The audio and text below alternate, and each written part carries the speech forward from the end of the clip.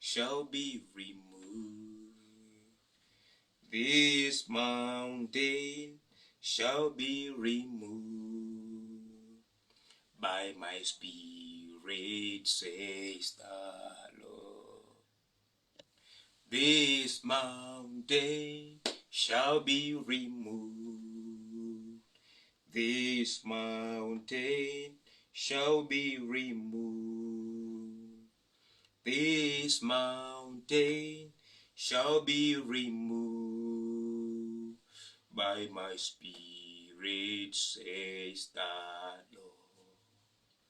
It's not by might, it's not by power, by my spirit, says the Lord. Shalom, shalom, shalom. God bless you wherever you are in Jesus name. Nachukua nafasi hii kuwasalimia sana. Bwana Yesu asifiwe. Naamini ya kwamba Mungu amewalinda, amewahifadhi, amewapa neema na amewatia nguvu. Majina yangu naitwa John Molanti William, ninampenda Yesu, nimeokoka. Kristo Yesu ndiye mwokozi wa maisha yangu. Na siku ya leo niko mbele zenu kuwaletea neno, na ninaamini ya kwamba tutaenda kubarikiwa pamoja na Mungu ataenda kuwa pamoja nasi. Lakini kabla sijaleta neno, wacha nianze kwa maombi. Tuombe. Baba, katika jina la Yesu Kristo tunakushukuru siku wa leo, maana wewe ni Mungu mwaminifu. Asante kwa fursa hii ambayo umetupa kuja mbele zako kuliinua na kulibariki jina lako. Wewe ulituumba tukuabudu kila wakati, asubuhi, mchana na jioni, usiku. Wewe uko Bwana ukingoja ukaone tukija mbele zako. Na ndio maana tunachukua nafasi hii kusema ni asante tunapokuja mbele zako. Tunajua utatusikia na utaenda kuwa pamoja nasi na kujibu maombi yetu. Asante maana ni mwaminifu, na katika jina la Yesu Kristo tumeomba na kuamini. Amen. Bwana Yesu asifiwe. Today I want to come to you live by the grace of God to share the word. And I believe that we are going to be blessed together. I want to share a message entitled Collaborating with God. Collaborating with God. Ama kushirikiana na Mungu.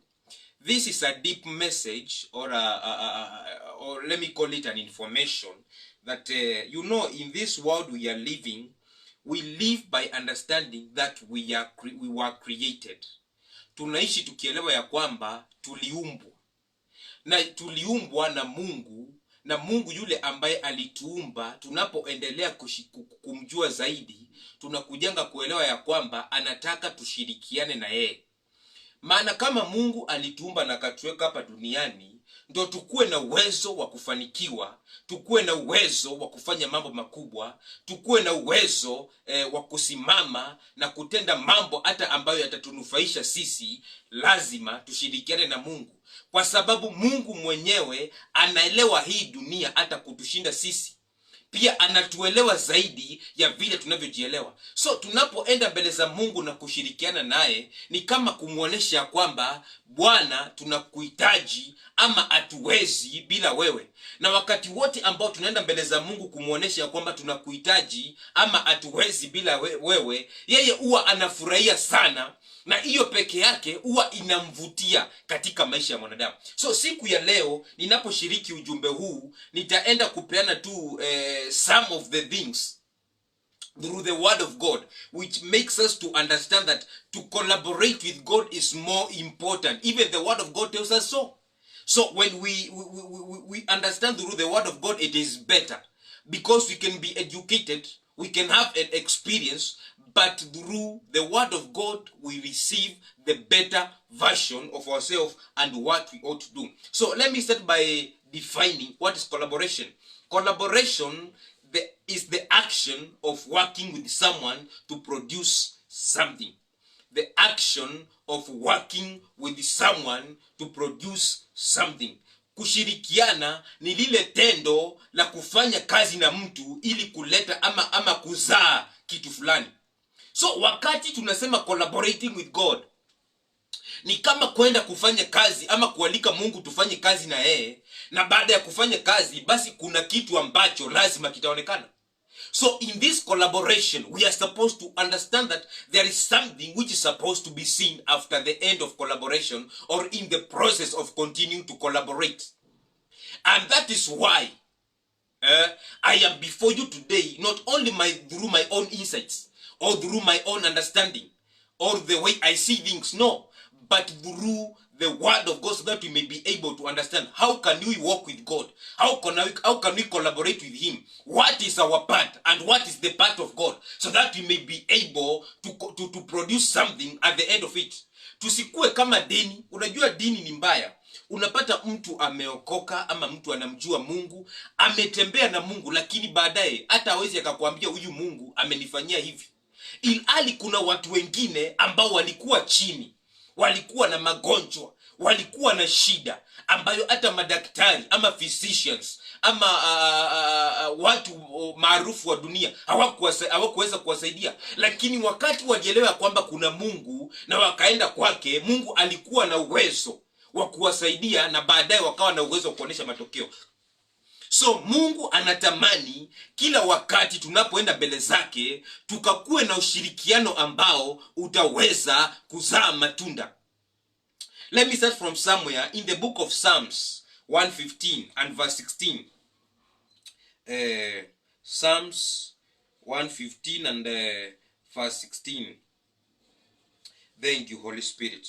The Bible says, the heavens belong to the Lord, but he has given the earth to all humanity. Biblia hapa inatufungua macho, ina symbol way that the heavens ama bingu ni ya Mungu, lakini dunia ameipea wanadamu. So hii ni kumaanisha nini? Kama kuna mtu yeyote ambaye atafanikiwa hapa na aelewe ya kwamba nguvu zake haziwezi kumsaidia, basi lazima atamwalika Mungu. Okay, kwa ufupi ni kama kusema ya kwamba wale ambao tumefanikiwa kwa neema ya Mungu kumiliki nyumba, hata kama ni ya kukodisha ama yako umejenga, pale panaitangwa ni kwa fulani ama kunaitwa ni kwako. Kama kuna mtu ambaye atapatikana kwa hiyo nyumba ambayo aishi mahali pale, ama hauna uhusiano maybe wa ndoa ama kuwa mzazi na yeye, itamaanisha ya kwamba umemkaribisha. So hivyo ndo Biblia inajaribu kutuambia kwamba bingu ni ya Mungu, lakini dunia ameipeana kwa wanadamu. Kwa hivyo mtu hapa duniani tukiwa hapa, na Biblia inatuambia kwamba without God we can do nothing. So we are supposed also to understand that hata kama Mungu amesema dunia ameipeana kwetu, lazima tuelewe ya kwamba bila Mungu hatuwezi kufanya chochote. Na tukielewa hatuwezi kufanya chochote, basi hapo ndo huu ushirika unaingilia. Tunaanza kumtafuta Bwana, tunaanza kwenda mbele zake, tunaanza kumuita, tunaanza kumpenda. Na ndo maana hata Yesu alisema ya kwamba abide in me and I in you, because apart from me you can do nothing. Na akasema ya kwamba wale ambao wataenda mbele zake, yeye naye ataambia Baba, na watakuja kujenga makao ndani yake. Na tukisoma katika historia hata kupitia Biblia, ama wababa wa imani katika ulimwengu mzima, wale ambao wamefanya mambo makubwa, hatuoni tu hayo mambo, tunaona kitu kingine ambao ni ushirikiano wa karibu na Mungu wa mbinguni. So Biblia haifichi, inasema vizuri ya kwamba bingu ni ya Mungu, lakini dunia ameipa wanadamu. Na katika dunia hii kuna changamoto, kuna magumu, mambo mengine ambayo yanafanya wanadamu wanakuwa ni kama hawana amani. Na tukielewa hivyo, hata kama tunaambiwa tumeipewa, kuna Mungu ambaye anatufungulia mlango, ama kuna Mungu ambaye anatungoja tushirikiane na yeye ndiposa akaweze kutupa matokeo. Lakini lazima tukubaliane na yeye, lazima tumuoneshe nia ya kutaka kufanya kazi na yeye, kwa sababu Mungu kama amesema hivyo kupitia neno lake, basi hatuwezi tukatarajia kwamba yeye atajilazimisha kwetu. Hapana, lazima kukue na mwaliko, lazima kukue na makubaliano. Na kitu moja ninashukuru Mungu ni kwa sababu ya kwamba yeye yeye avunji neno lake. Neno lake inasema ya kwamba analiheshimu neno lake hata kushinda jina lake mwenyewe. In the book of Amos 3:3 we see something here also which is going to open us our eyes. Amos chapter 3 and verse 3, can two people walk together without agreeing on the direction? Inauliza swali, je, watu wawili wanaweza tembea pamoja bila kukubaliana mwelekeo ambao wanaenda? Na kama watu wawili hawawezi kutoka tu watembee bila kuelewana, tunaenda mahali fulani, tunapitia njia hii, tutatumia hii means, basi hivyo ndio Mungu pia anaye alivyo. Wakati tunamwalika, basi ni kama kuhusisha mtu mwingine katika maisha yetu, so lazima tukubaliane. Na wakati kuna kubaliana, we are supposed to be able to tolerate everyone.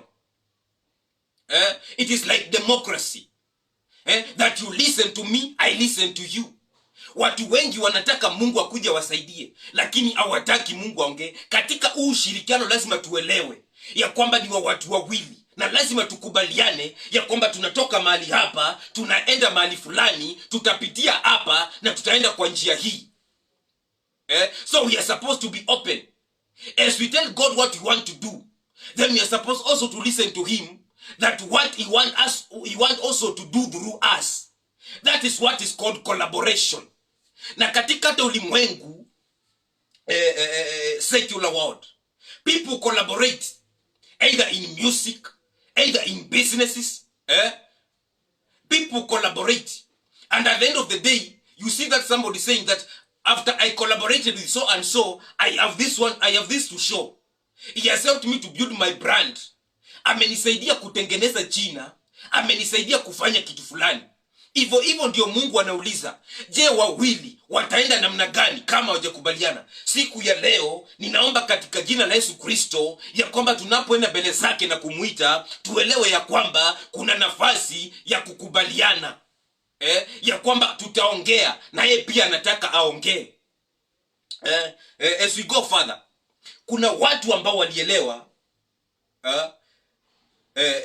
ya kwamba in this field or on earth, even if it is us we are given as men, we need God who created us, and it's the same God who created the earth, to help us even to solve different problems at different levels in our generation.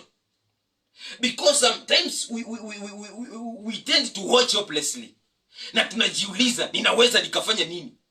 Na mara mingi hata Mungu mwenyewe anaweza akaongea hata wakati ambapo tuko katika kiwango cha kujiuliza maswali na kuchanganyikiwa bila kujua tutafanya nini. Mungu anaweza akaongea. Na Biblia inatufunza kuhusu mtu ambaye aliitwa Noa, ambaye alitembea na Mungu na akakuwa na uwezo wa kusikia kile ambacho Mungu alisema, na akajitoa kufanya kazi na Mungu, na Mungu kupitia Noa akaweza kukomboa ulimwengu. In the book of Genesis chapter 6, 9 to 14, we see from that portion of scriptures, this is the history of Noah and his family.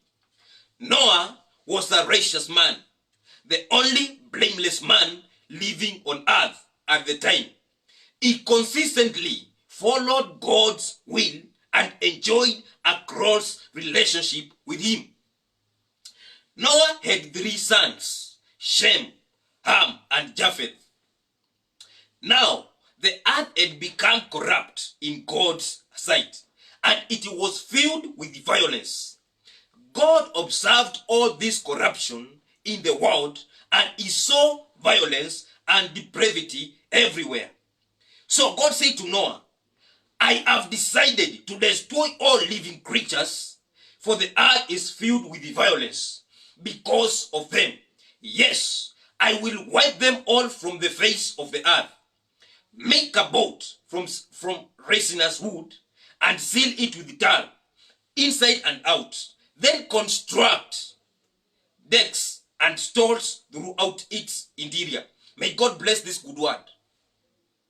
Biblia inatuambia kwamba inaweza na kusema kwamba, na hii ndio historia ya Nuhu na familia yake. Nuhu ambaye aliishi hapa duniani, hakuishi heaven, aliishi hapa duniani. Na Biblia inasema ya kwamba wakati wa Nuhu kukawa na uharibifu na ama machukizo mengi ambayo yalitendwa. Watu kujitoa kwa uovu, kufanya mambo ambayo hayakumpendeza Mungu. Na Mungu akamuongelesha Noa, akamwambia kwamba yale mambo yanaendelea katika kizazi chako wakati huu hayanipendezi. Kwa hivyo nataka kuharibu ulimwengu. Na kwa nini Mungu anaenda mbele za Noa kuongea naye? Ni kwa sababu Noa alikuwa amejitoa kumpendeza Mungu, yani kufanya mambo ambayo yalikuwa ni tofauti na wale watu ambao walimchukiza Mungu. Na Mungu akamwambia ya kwamba nataka kuharibu dunia. Na akazungumza na Noa. So God came to Noah, God came to Noah to collaborate with him. And then God was speaking to Noah and instructing him.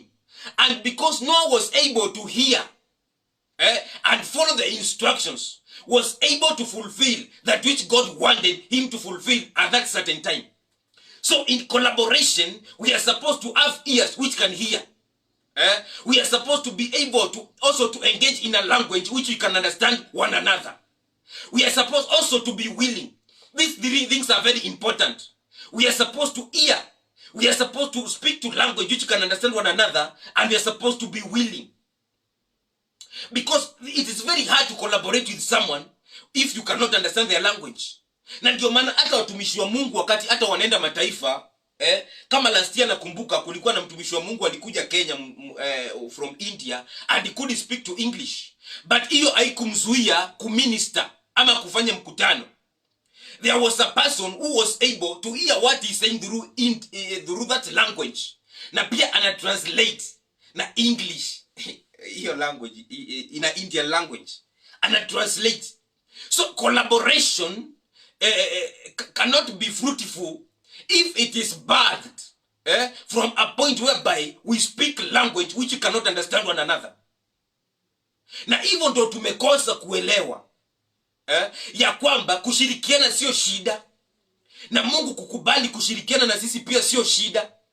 Kile ambacho kinaleta shida ni kuwa ya kwamba hatutaki kujua lugha ya Mungu ndio tukaweze kuelewana na yeye.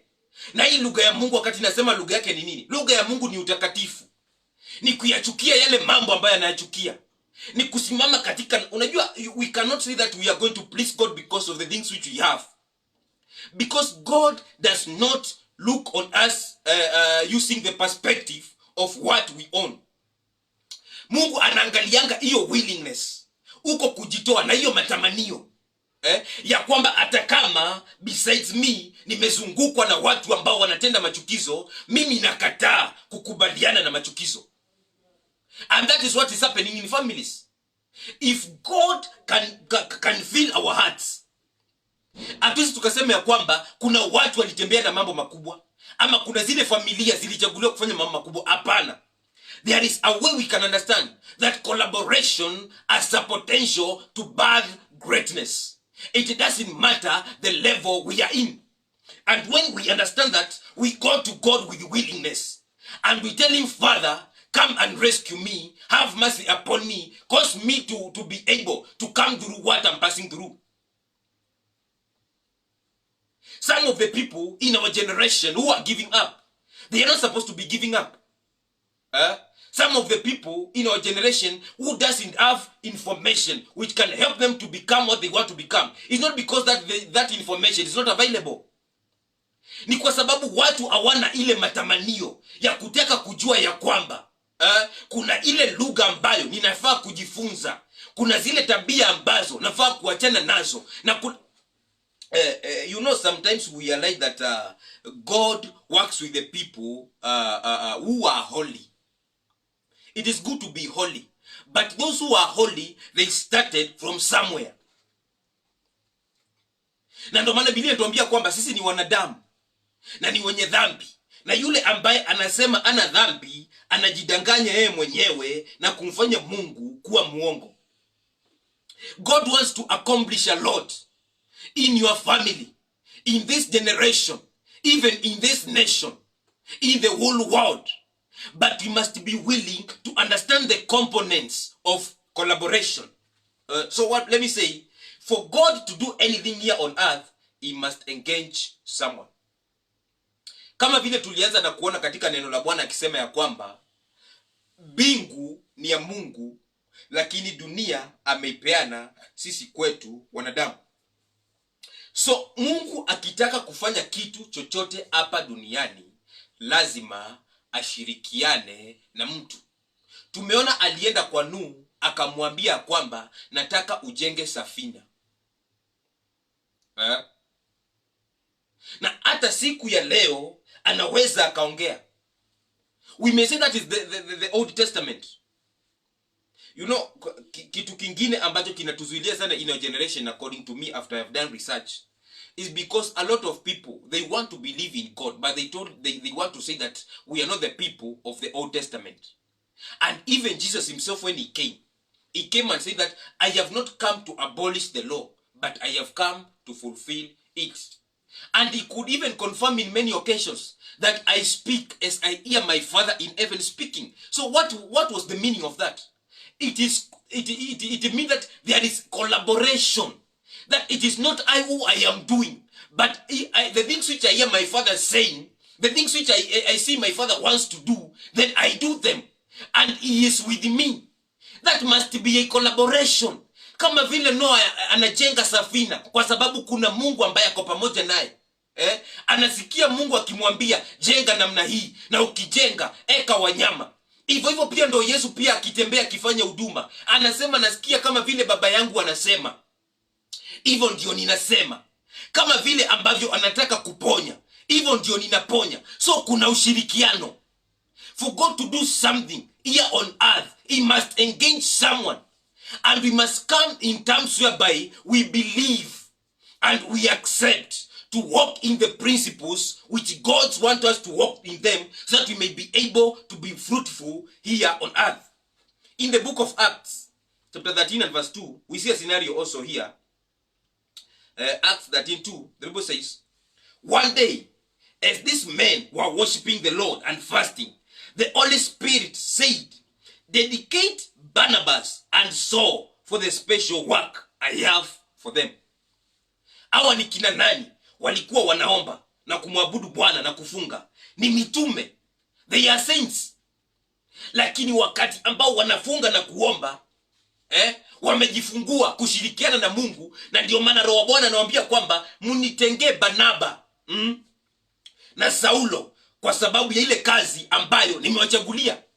Kile ambacho kinaweza fanya kazi ya Mungu isonge mbele ni kushirikiana.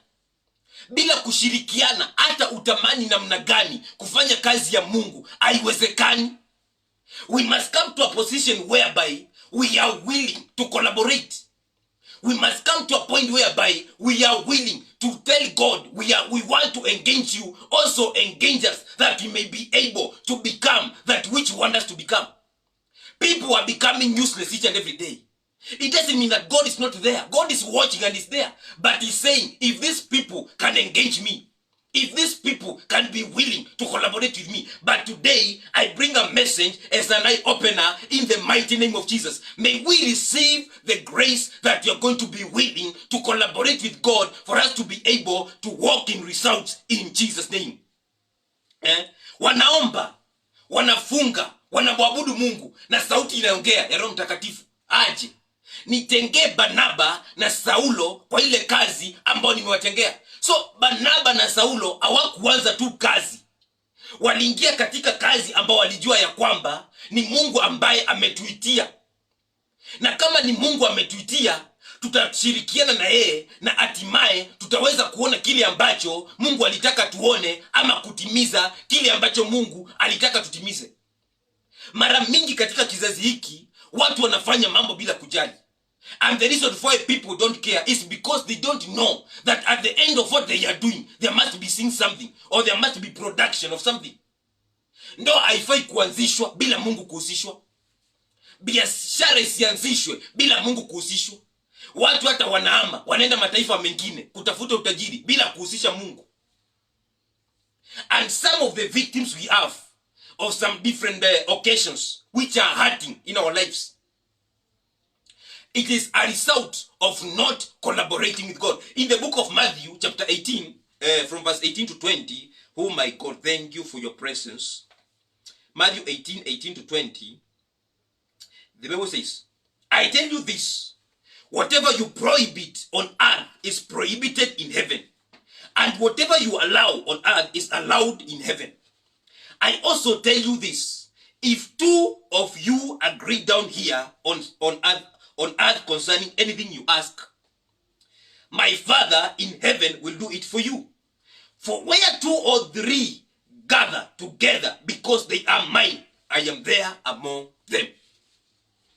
Biblia inatuhakikishia ya kwamba kile ambacho tunakikataa hapa duniani kinakataliwa na mbinguni, na kile ambacho tunakiruhusu kinaruhusiwa na mbinguni. Na watu wengine wamekataa Mungu, watu wengine wamekataa kufanya mambo mazuri, watu wengine wamealika maafa katika maisha yao. Na Biblia inatufungua macho ya kwamba tumepewa nguvu. Kile ambacho tunakiruhusu basi pia mbinguni kinaruhusiwa, na kile ambacho tunakikataa pia mbinguni kinakataliwa.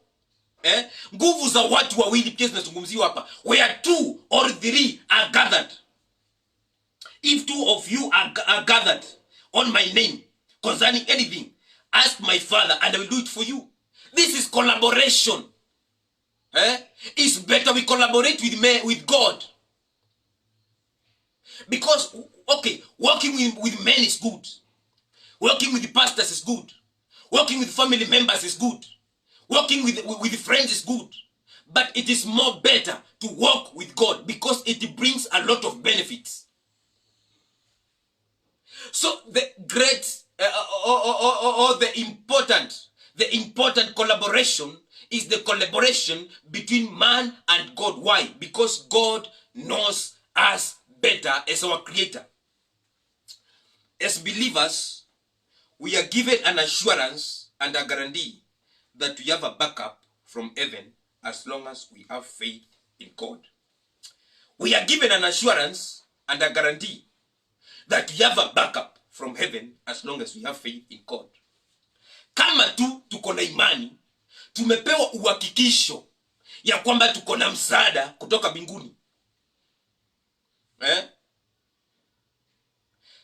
Faith is the oil which drives believers. Without faith, we cannot please God. Because then those who go to him must believe that he is and is a rewarder of them, those who seek him diligently. When I was starting, I gave a definition of collaboration. That is an act of working with someone to produce something. So, when we go to God, we must believe that he is there and have faith. Because if something is going to be seen out of that collaboration, it means that it's not only a mere collaboration, but it's a collaboration which is birthed in faith. Because there is a room to be afraid. There is a room to be intimidated. There is a room not to believe. But when we have faith, we see all those fear, intimidation, unbelief as nothing when it comes to see that God is able to do what we entrust to him. Because there is no need to be afraid and live without having what you want. It's better you go to God with confidence. The Bible says in the book of Hebrews chapter 10 and 35 that the confidence we have towards God will be highly rewarded. So when we collaborate with God, it's supposed to be an action of faith. That we have confidence, and that confidence is assured that it's going to be rewarded. I choose to trust in God. I choose to make a decision to collaborate with him even better than the way I do. Because the results are guaranteed. That which he has promised he is going to do. It's not a respect of any man. If only we can seek him and be willing to collaborate with him, there is nothing which is too hard for him. In the book of Isaiah 59 from verse 1 to 8, we see kuna vitu zinaweza zikazuia mtu asiweze kupokea mambo ambayo Mungu amekusudia hata wakati wana collaborate. Because unaweza ukamuita Mungu na umuoni. Kwa sababu hata watu wengi nikiushiriki huu ujumbe wanaweza kuwa wakisema ya kwamba kwani huyo Mungu anaitangwa namna gani? Si tumekuwa tukimuita na hatumuoni. But I thank him for his word. Now listen. Isaiah 59 1 to 8. Listen. The Lord is not too weak to save you, and he is not becoming deaf He can hear you when you call. But there is a problem. Your sins have cut you off from God. Because your sin, he has turned away and will not listen anymore. Your hands are the hands of murderers, and your fingers are filthy with sin. Your mouth is full of lies, and your lips are tainted with corruption. Biblia anaweza kutuambia kwamba Mungu sio mnyonge ya kwamba hawezi akatukomboa, wala yeye sio kiziwi ya kwamba hawezi akasikia tunapomuita. Lakini shida ni dhambi ndo zimetutenga mbali na yeye. Mtu ambaye anatembea na dhambi, hata akimuita Mungu usiku na mchana mwaka mzima, hata miaka 10, Mungu hawezi kumsikia. Jua amesema ya kwamba maombi ya wenye dhambi ni kama kelele mbele zake. Kuna wengine mikono yao imetenda maovu, uwaji. Vidole vyao vimeingia katika uchafu wa dhambi. Na midomo ingine imeongea uongo. Na ingine ikakuwa na ufisadi. Verse 4. No one cares about being fair and honest. Their lawsuits are based on lies. They spend their time plotting evil deeds and then doing them. They spend their time and energy spinning evil plans that end up in deadly actions. They cheat and shortchange everyone. Nothing they do is productive. All their activity is filled with sin. Violence is their trademark. Their feet run to do evil, and they rush to commit murder. They think only about sinning. Wherever they go, misery and destruction follow them. They do not know that true peace is or what it means to be just and good. They continually do wrong, and those who follow them cannot experience a moment's peace. So also in collaboration, people, let me give this statement with a lot of humility, and I'm also careful to give glory and honor to God. There are people who are walking without results. It's not because they cannot produce results, but the reason or the problem is whom they follow. Na Biblia inatuambia vizuri, wale watu ambao tunawafuata, kama watakuwa watu ama wale watu ambao tunashirikiana na wao, kama itakuwa watu ambao hawampendezi Mungu, kule ambako watakosea majibu, huko pia ndo hata wewe ambao unawafuata utakosa majibu. Na ndio maana nilisema ya kwamba kile kitu cha maana zaidi ni kushirikiana na Mungu, kwa sababu Mungu anatujua.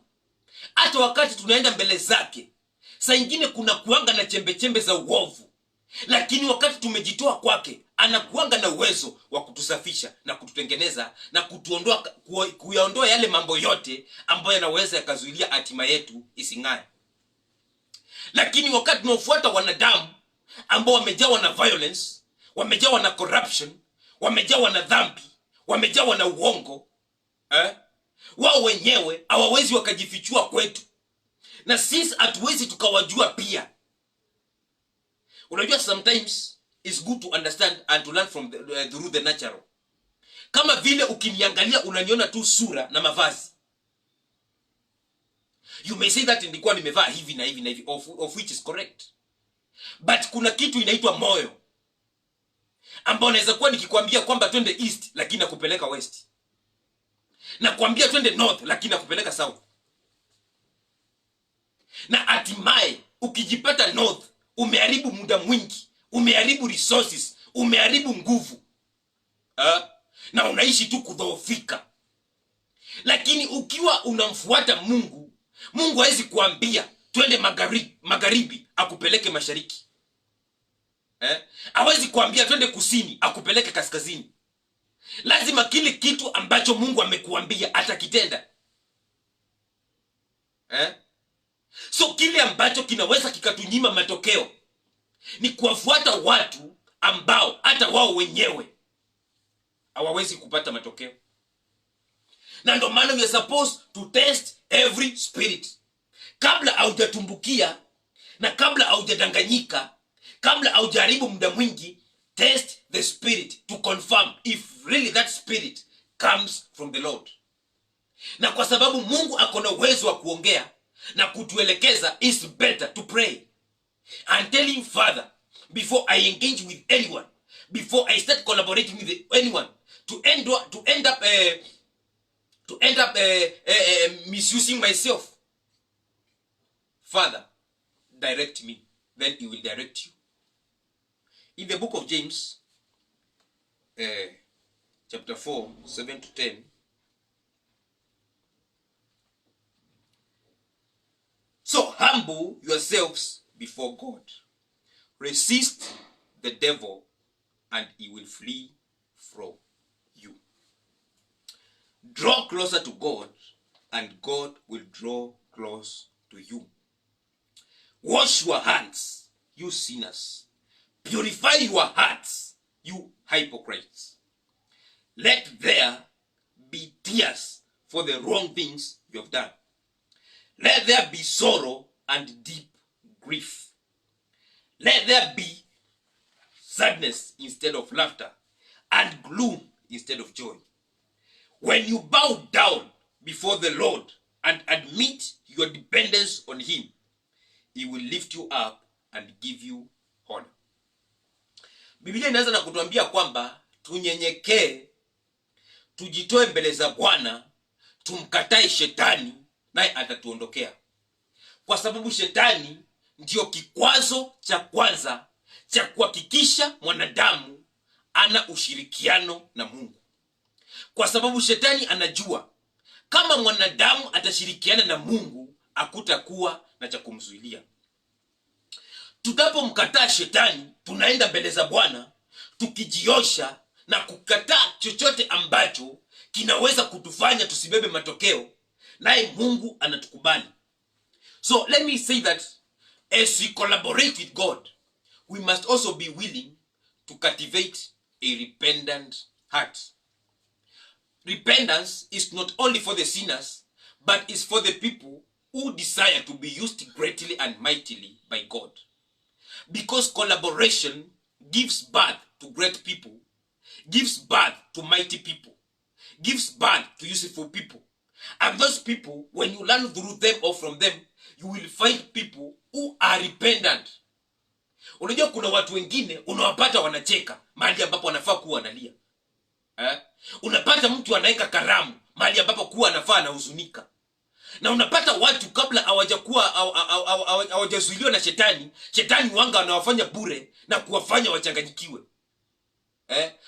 Unapata mtu anakani kama hana mwelekeo. Unapata mtu anakani kama haelewi. Ni kugongwa, amegongwa na ulimwengu wa giza. So neno la Bwana linatuambia kwamba tunafaa kuelewa kile ambacho tunafaa kufanya, kwa sababu hicho ndio kiko na uwezo ya kubadilisha maisha yetu, ya kutufanya bora, ya kutuinua na kuweza kuleta ushirikiano ambao tuko nao na Mungu uzae matunda. So collaborating with God demands that we must live a holy life, as God himself is holy and cannot collaborate with sinners.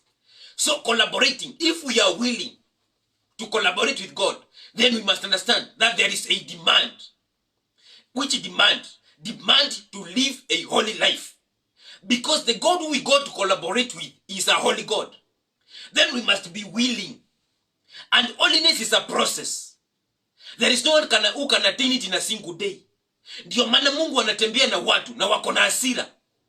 Ndio maana Mungu anatembea na watu na wako na shida ndogo ndogo ambazo mwanadamu akijua anazitumia kuwarudisha chini. Ni kwa nini? Kwa sababu kile ambacho Mungu anaangalia ni tamanio la huyu mtu ya kulilia maisha yake na kutaka kubadilishwa. So may God help us to understand that collaborating with him will never make us to continue to be the same as we were before. So may God bless you wherever you are. I pray that God is going to bless us. May God give us the understanding to understand that collaborating with him will make us better and will cause us to become that which he created us to become.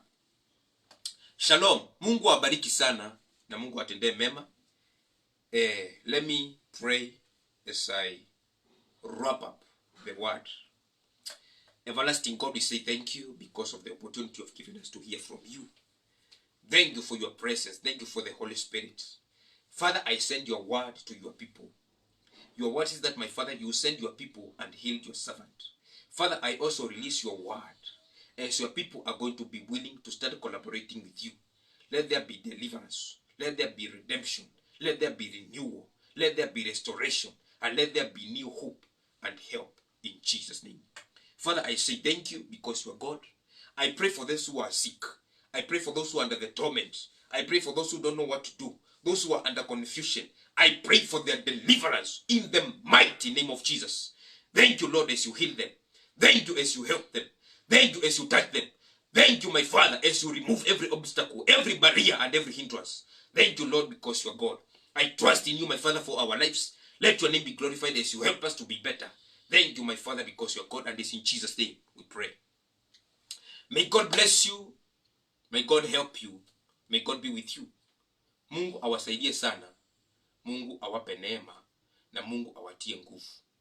Bwana azidi kuwasaidia, kuwaneemesha na kuwawezesha na awasimamishe kwa kila kitu, kwa kila jambo. Mungu awabariki sana. Tukutane tena wakati mwingine. I can see the comments. I missed this fellowship for some time. God bless you for coming back. Thank you. May God bless you also for missing us and for waiting to hear through us. Mungu awabariki sana na Mungu atende mema katika jina la Yesu Kristo. Amen. Amen. Yu wewe wakuabudiwa ni wewe. Ni wewe wakuabudiwa ni wewe. Oh. Hakupewa sifa na utukufu